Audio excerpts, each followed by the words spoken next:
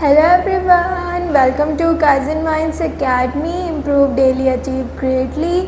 Business studies chapter 1 हम start कर चुके थे। आज हमें उसमें आगे कंटिन्यू करना है। आज हम समझेंगे what is the difference between different economic activities, जैसे कि बिजनेस, प्रोफेशन और एम्प्लॉयमेंट में क्या डिफरेंस है।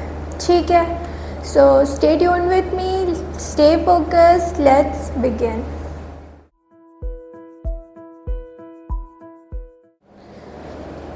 ओके क्लास, तो लास्ट क्लास में हमने पढ़ा था बिज़नेस क्या होता है। ठीक है, हमने पढ़ा था इकोनॉमिक एक्टिविटीज़ क्या होती हैं। इकोनॉमिक एक्टिविटीज़ बेटा 3 टाइप्स की होती हैं, a business, profession and employment. ठीक है, अब हमें यही समझना है कि ये तीनों चीज़ें क्या है। तो आज हम सिर्फ कंपैरिजन समझेंगे इन तीनों एक्टिविटीज़ का।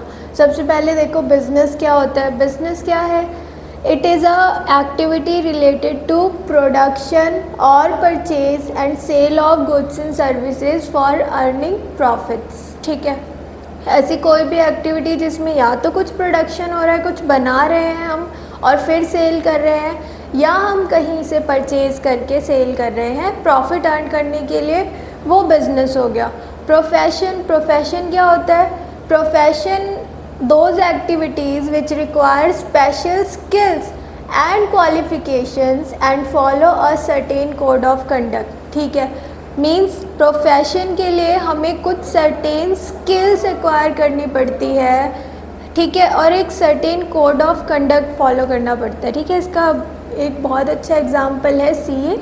ठीक है, आप में से बहुत से बच्चे करना चाह रहे होंगे, तो उसके लिए क्या है, आपको एक एसोसिएशन के साथ जुड़ना पड़ेगा, उसकी मेंबरशिप लेनी पड़ेगी, कुछ एग्ज़ाम्स क्लियर करने पड़ेंगे, है ना, कुछ नॉलेज एक्वायर करनी पड़ेगी, एक सर्टिफिकेट ऑफ प्रैक्टिस लेना पड़ेगा, तब जाके आप प्रोफेशनल कहलाओगे, है ना।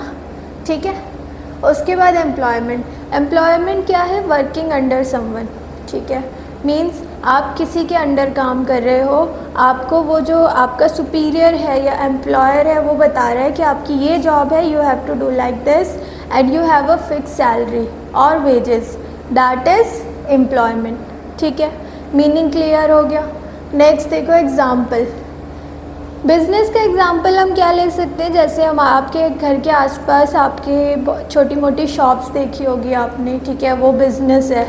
उसके अलावा आपने कोई वेंडर घूमते हुए देखा होगा, वो बिज़नेस है। हॉकर वगैरह जो होते हैं वो बिज़नेस है। फैक्ट्रीज बिज़नेस है। मॉल्स। ठीक है, ऐसी कोई भी चीज़ जहाँ पे कुछ गुड्स एंड सर्विसेज का एक्सचेंज हो रहा हो, वो बिज़नेस है। ठीक है, उसके बाद एग्जांपल हम प्रोफेशन का देखते हैं। प्रोफेशन में जैसे आपके doctors, lawyers, CA, CFA, CMS, ये सब क्या है? ये प्रोफेशनल्स हैं। ठीक है, ये काम क्या कर रहे हैं? लीगल उसमें जो है वो लॉयर्स हो गए, मेडिकल में डॉक्टर्स हो गए, चार्टेड अकाउंटेंसी में आपके सीएज आ गए। ठीक है, उसके बाद है एम्प्लॉयमेंट जैसे पब्लिक प्राइवेट सेक्टर कंपनीज़ में जॉब करते हैं, बैंक में जॉब करते हैं, ये सब क्या है, या स्कूल्स में जॉब करते हैं, ये सब एम्प्लॉयमेंट है।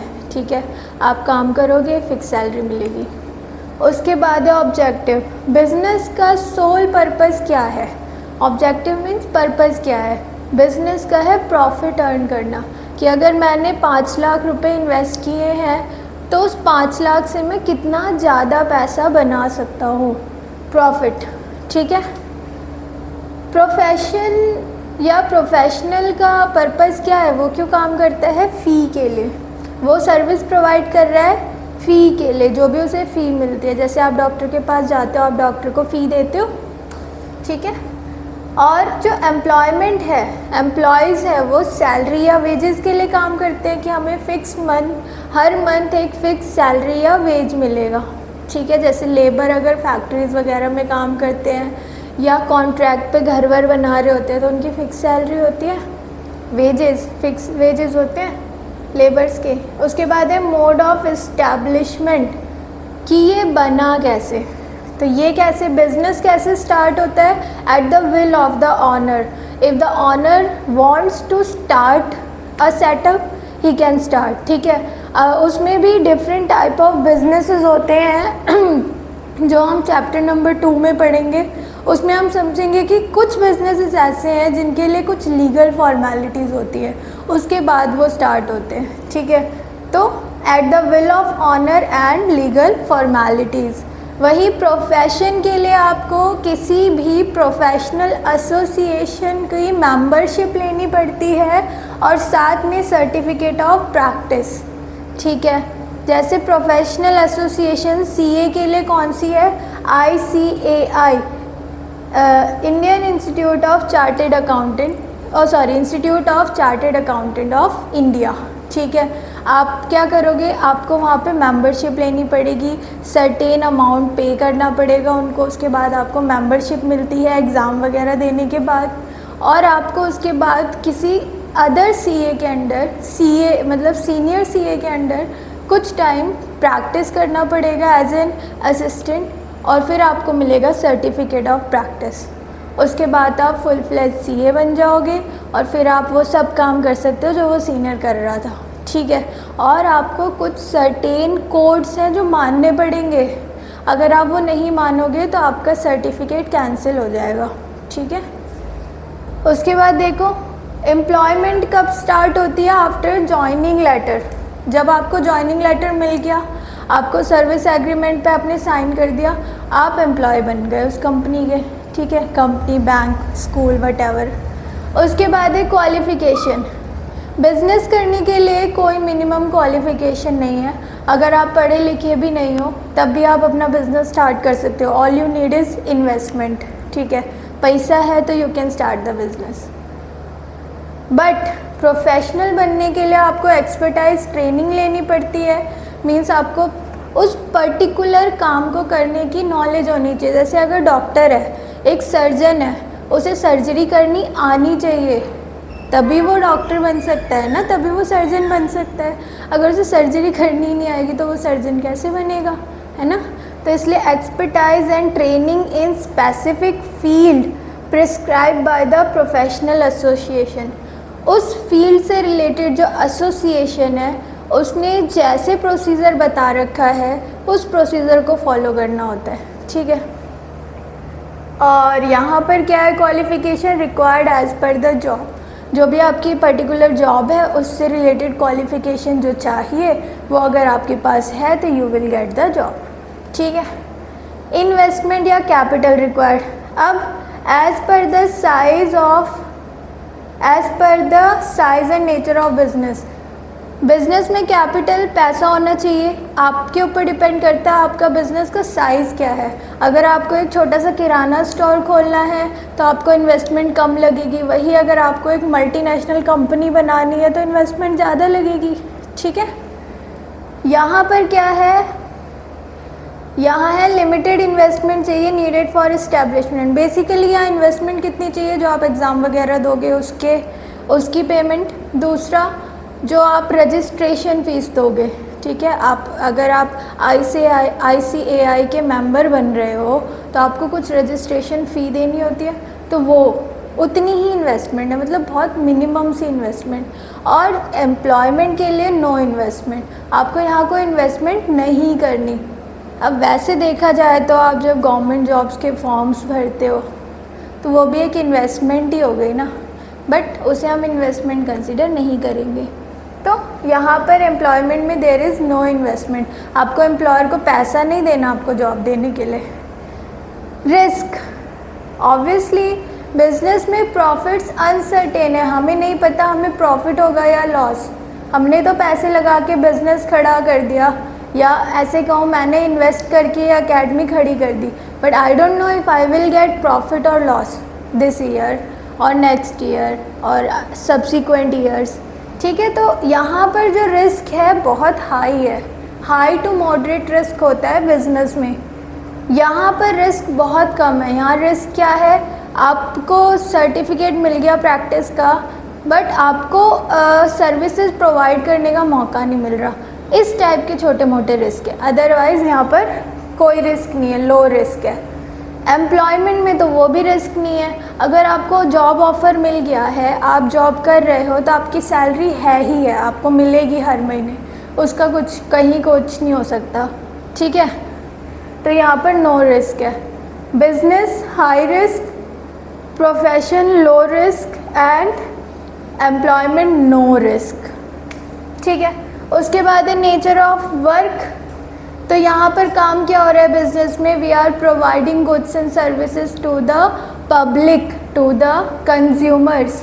ठीक है, यहाँ पर क्या है, हम अपनी पर्सनलाइज्ड, यहाँ पर पर्सनलाइज्ड एक्सपर्ट सर्विसेज प्रोवाइड की जा रही हैं, वो सिर्फ हम ही प्रोवाइड कर सकते हैं। जैसे अगर एक डॉक्टर है तो वो अपनी स्किल्स किसी और को ट्रांसफ़र नहीं कर सकता ना, सिर्फ वही डॉक्टर अपनी स्किल्स यूज़ कर सकता है। या जैसे टीचर है, जैसे मैं पढ़ा रही हूँ, जिस तरीके से मैं पढ़ा रही हूँ दूसरा टीचर सेम मेरे तरीके से तो नहीं पढ़ा सकता ना। तो यहाँ पर हम पर्सनलाइज्ड एक्सपर्ट सर्विसेज प्रोवाइड करते हैं। और यहाँ एम्प्लॉयमेंट में क्या होता है, जैसा एम्प्लॉयर ने बताया, जैसा हमारी जॉब डिमांड करती है वैसे ही हम परफॉर्मेंस देते हैं। ठीक है, तो ये 8 पॉइंट समझ आ गए। कुछ पॉइंट्स और हैं इसके, वो भी हम डिस्कस कर लेते हैं। ठीक है,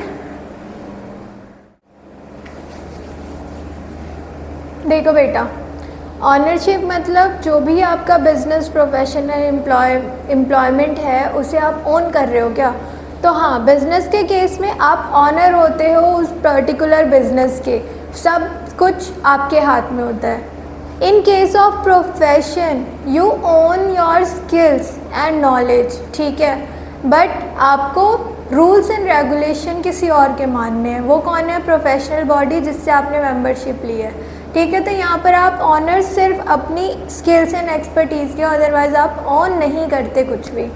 ठीक है, एम्प्लॉयमेंट के केस में तो आप ऑनर हो ही नहीं, आप वैसे भी किसी के अंडर काम कर रहे हो तो ऑब्वियसली ऑनर तो हुए नहीं। अब ट्रांसफ़र ऑफ ऑनरशिप बिजनेस में, हाँ, जो ऑनर है वो अपने बिजनेस की ऑनरशिप ट्रांसफ़र कर सकता है। सपोज़ आपने बेकरी का बिज़नेस खोला था, आपने 10 साल उस बिज़नेस को चलाया, आप ऑनर थे, आप मैनेज कर रहे थे सब कुछ, आपने पैसे लगा रखे थे। अब क्या हुआ, 10 साल बाद आपने वो बिज़नेस उठा के अपने फ्रेंड को ट्रांसफ़र कर दिया। ठीक है, मतलब अब ऑनर कौन है, आपका फ्रेंड ऑनर हो गया उस बिज़नेस का। आप कर सकते हो, but in case of profession ये पॉसिबल ही नहीं है। स्किल्स मेरी, पढ़ाने का तरीका मेरा, वो मैं कैसे किसी को ट्रांसफ़र कर दूँगी, नहीं कर सकते ना। हम सर्विसेज ट्रांसफ़र तो कर ही नहीं सकते, तो यहाँ पे ट्रांसफ़र पॉसिबल नहीं है। और इस केस में भी एम्प्लॉयमेंट, आपने जॉब ज्वाइन की है, ऑफ़र लेटर आपको मिला है, आपकी जगह कोई और वहाँ काम नहीं करेगा, आपको ही जाके काम करना पड़ेगा। तो यहाँ भी हम जो ऑनरशिप है या काम है उसे ट्रांसफ़र नहीं कर सकते। ठीक है, उसके बाद देखो रिवॉर्ड। रिवॉर्ड क्या है, बिज़नेस करने से आपको प्रॉफिट मिलता है, प्रोफेशन करने से फ़ी मिलेगी और एम्प्लॉयमेंट करने से सैलरी या वेजेस मिलेंगे। उसके बाद है कोड ऑफ कंडक्ट, काम करने का जो तरीका है। तो बिज़नेस में ऐसा कोई प्रिस्क्राइब कोड ऑफ कंडक्ट नहीं है, कोई गोल्डन रूल्स नहीं है जो हमें फॉलो करने हैं। हाँ, प्रिंसिपल्स हैं, बट ऐसे कोई स्ट्रिक्ट गोल्डन रूल्स नहीं है कि you have to do this this this and this, ऐसा कुछ नहीं है। बट प्रोफेशन के केस में ऐसा है। ठीक है, आपको एक स्ट्रिक्ट पाथ फॉलो करना है, स्ट्रिक्ट रूल्स फॉलो करने हैं। अगर आप उनसे थोड़ा भी डाइवर्ट होते हो तो आपका जो प्रोफेशनल सर्टिफिकेट है वो कैंसिल हो जाएगा। जैसे अगर मैं डॉक्टर्स की बात करूँ तो उन्हें हिपोक्रेटिक ओथ लेनी पड़ती है कि चाहे कुछ भी हो जाए हम किसी भी पेशेंट को मना नहीं कर सकते, हमें उसका क्या करते हैं, उसका इलाज करना ही पड़ेगा। ठीक है, irrespective of gender, religion, caste etcetera. ठीक है, तो स्ट्रिक्ट कोड ऑफ कंडक्ट होता है इन प्रोफेशन। इन एम्प्लॉयमेंट आपका जो एम्प्लॉयमेंट लेटर है उसमें, उस एग्रीमेंट में जो टर्म्स एंड कंडीशन लिखी है वो आपको फॉलो करनी पड़ती है।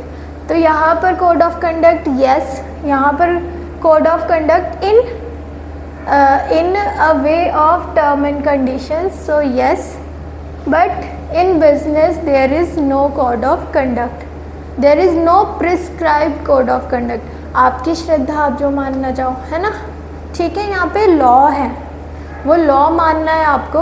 अगर आप वो सर्टेन बिजनेस कर रहे हो, जैसे अगर आप कंपनी चला रहे हो तो आप कंपनीज एक्ट मानोगे। अगर आप क्या बोलते हैं पार्टनरशिप बिजनेस में हो तो आप पार्टनरशिप एक्ट मानोगे। अगर आपका बिजनेस हिंदू अनडिवाइडेड फैमिली है, मतलब आप हिंदू हो और आपकी फैमिली मिलके बिज़नेस कर रही है कोई सा, ठीक है, तो उस केस में हिंदू अनडिवाइडेड फैमिली का जो हिंदू सक्सेशन एक्ट है वो मानते हैं। तो ऐसे अलग अलग लॉ है, बट एक सर्टेन बुक नहीं है कि आपको बिज़नेस कैसे करना है। It is up to you. तो आई होप आपको ये तीनों इकोनॉमिक एक्टिविटीज़ समझ आ गई होंगी। क्वेश्चन आता ही आता है, you need to be prepared for that. ज़्यादातर डिफरेंस ही पूछते हैं, बहुत रेयर होता है कि इनको अलग पूछ लेंगे, but you never know, so you have to be prepared for that. ठीक है, ये MCQ में भी आ सकता है। ठीक है, इसमें से जैसे सपोज़ ये दे दिया कि फ़ी किसे मिलती है, और ये ऑप्शन में दे दिया और एक नन ऑफ द अबव दे दिया, तो you have to take profession. ठीक है, तो इस टाइप से आ सकता है। असर्शन रीज़न में आ सकता है। ठीक है, तो you have to prepare for that. So that's it for today. मिलते हैं नेक्स्ट क्लास में। If you have any doubt, any issue, any query, any suggestion, you can drop in the comment section. Okay, see you in the next class. Bye bye.